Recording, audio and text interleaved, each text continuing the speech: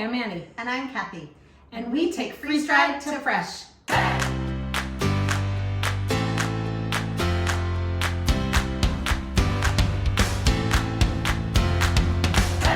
Today we are making meatball spaghetti.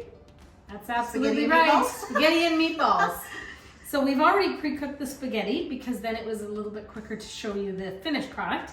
And we did make the meatballs in a previous video, which we will link. Absolutely. So I'll start by making the sauce. I will add, that's about good, the tomato sauce powder. I will add a little bit of spinach. I'm just And, trying to make sure we get our greens in there. and some onions.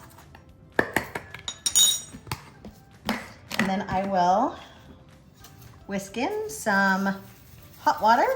I like to use hot, it just goes a little quicker.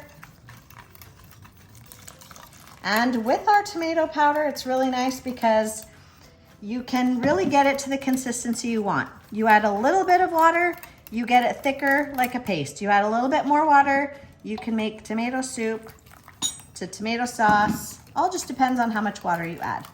All right, and then we're just gonna add our meatballs in there. And while Kathy stirs that up, I'm just gonna put our noodles down.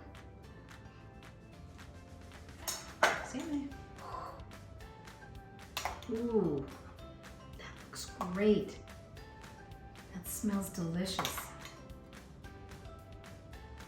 See, did you ever think that you could make meatballs with our freeze-dried? Oh, wait, meat. Oh, we need to Parmesan the top. I'm sorry. And a little sprinkle of Parmesan. That's perfect. If you haven't subscribed already, do so. And don't forget to hit the notification bell and just comment below if you have tried this or if you can suggest anything else. And give us a thumbs up. And remember, You can do this too.